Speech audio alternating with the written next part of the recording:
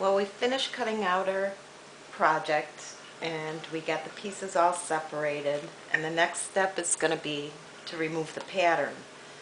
And I know this sounds easy, but and it is, but there's a lot of times when people get impatient and they just pull the pattern off and they break the delicate pieces. So what I like to use is a small paring knife or a small knife. These are cheap and they come in sometimes sets of 3 or 4. We have 4 of them, and we just know the one with the glue on it is the one we use for woodworking, and the rest we use for eating. And just start to scrape up the pattern on a little corner and very gently pry off. And it's best to keep it down on a flat surface where it could be supported.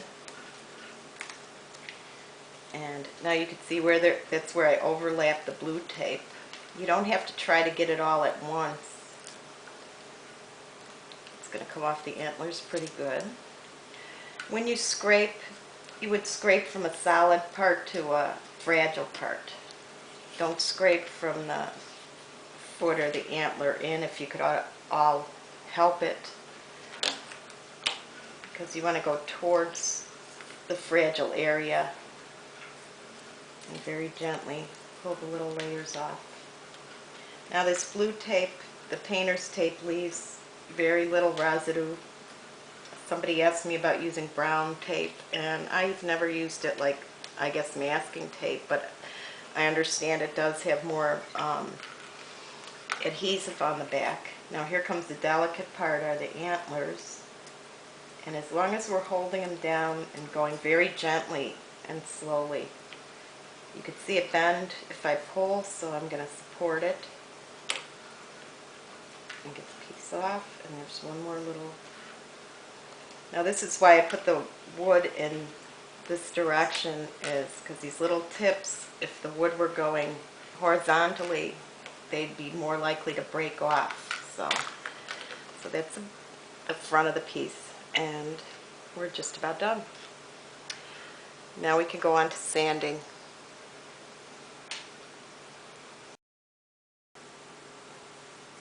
Moving right along, we're going to go on to sanding our pieces, and they do need quite a bit of sanding, as you could see. Even though we layered them and we had the zero clearance table and the reverse tooth blades, there always seems to be a need to do a little finish sanding on them.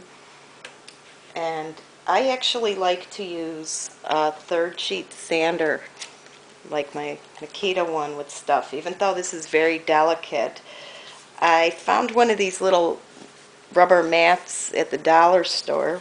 It was only $1. It's like the big mats you get for your shop floors and stuff like that, and it actually has a real nice surface for sanding on, for support, and it's portable, so I can take it wherever I'm sanding. I was going to sand outside today and show you, but it's raining, so I can't, and I want to move on with this, so I'll just give you a quick demonstration here.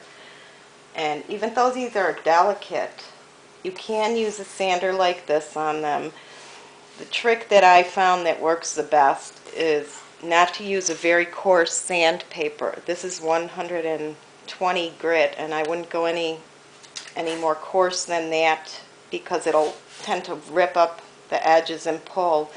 The other thing, when you're using a sander like this, it's important to hold the piece and try to keep the sander flat on the piece. Try not to tilt it, because what happens when you tilt is you catch the little edges, and that's when they snap off. So you want to keep them pretty, I guess, parallel to the surface, and just do a little section at a time.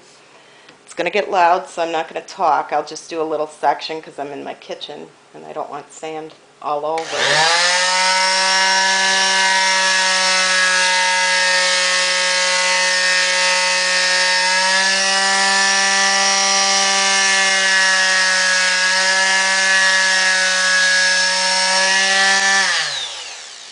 will give you just an idea that the antlers in that, even though they're very delicate, they bend, they will hold up if they're supported correctly. The other method you could use, of course, is hand sanding, and I like these little stiff pads because they're nice. This is a medium grit, and again, I tend to lose most of the pieces by turning, and the paper will grab and it'll snap the antlers off. So you want to go with the grain very gently. I wouldn't go big movements, very little movements, and sand your pieces that way. So you do that on both sides. Same thing for the lettering, and that'll hold up quite well actually on the pad. As long as things are supported, you're going to be okay. So sand away.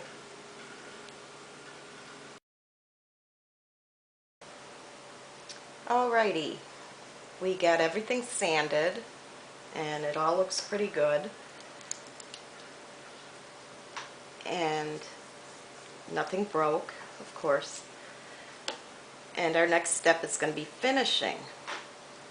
Before we finish, we want to make sure that all our pieces are looking nice, and there might be some touch-ups that are needed. There might be like some of the stars that have sand in them, or sawdust, excuse me. I like using these little styluses and kind of clean out the holes.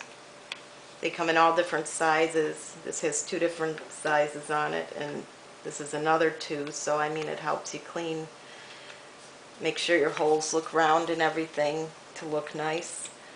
I also use a stick like this. Lee Valley has them, but a lot of lumber places have them too, and they're nice for just little details. If there's little bits of wood that you have to get rid of, they're nice for edges and things like that, detailed sanding, because I think it's really important when you spend so much time on a project to finish it properly. I've seen many times where people make beautiful scroll sawn items and then they just spray a coat of poly on it and call it a day, and it's a shame because they spend all the time making the pieces look nice and it's like they fall down right at the finish line.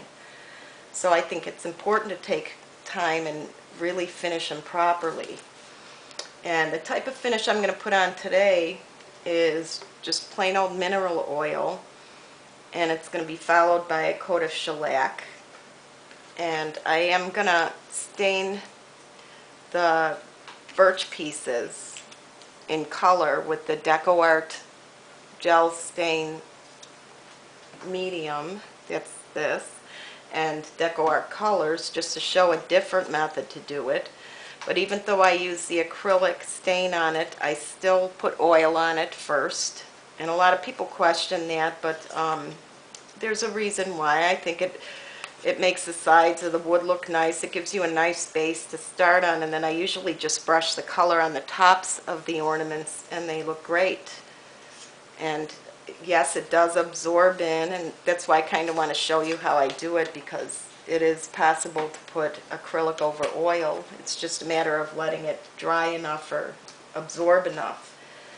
So for this oil finish, I have a little shallow dish, and I have a rag it's an oily rag. It's going to be to set the pieces on and blot them, and I usually leave that out flat so it doesn't, spontaneously combust or anything like that. And I use an old brush, and of course we need paper towels. And the mineral oil you find in Walmart, in any pharmacy, one about this size is about maybe $3–4, 500 milliliters. So that goes a long way.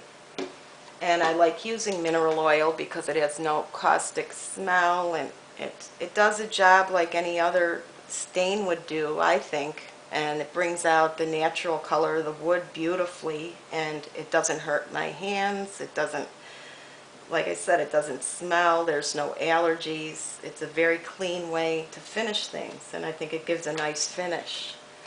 So what I do, I put about 1/4 inch in there, and then just dip my ornaments.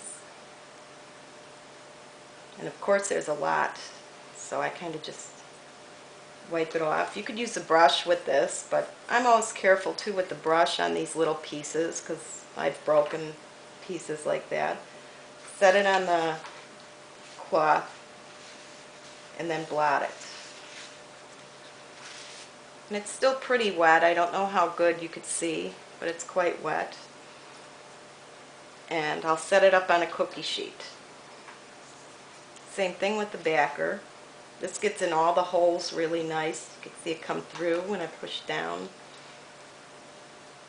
What's nice too is after working with the dust and the wood all day, your hands get real dry, and this kind of rehydrates them for you. It's like getting, you know, a nice manicure. Same thing with that. Kind of wipe it. I don't need the brush too much on these because it's smaller pieces and they do fit in the dish. And you don't want them wet. You know, you just want them, you want to make sure that the edges are covered. You know, your oil will go down as you work with it, and you'll see the light in there, and you want to make sure that the inner cuts all get oiled. And I'll show you the birch now. This is the birch piece. And even the birch looks very nice with the oil on it.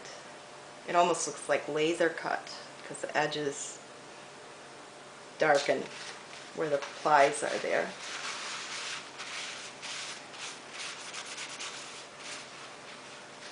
The same way, you want it moist but not wet. And what we're going to do is we're going to let these dry probably overnight. I say dry, but we all know oil doesn't dry completely. We're going to let it absorb into the pieces almost overnight. At least several hours, especially if we're putting on acrylic over it. And I'll do the last one. There's more, but the last of these four. Just give you the idea. It's not rocket science, but this works with big pieces too, of course. And what's nice is I don't get cat hair in it and dust. I mean, everything can be wiped off. And I forgot to mention, I did vacuum the pieces with the soft attachment of the vacuum before I did this to try to get most of the dust off. And usually if I am cut in the house sanding, I do hook up my vacuum to my little third sheet sander there, and it really keeps the dust down almost completely. So that's something you should do, but they're pretty clean.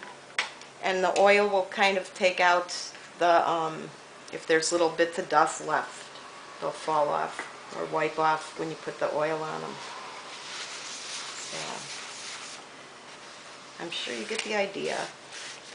So we're going to leave these dry, and then we'll come back to them the next day.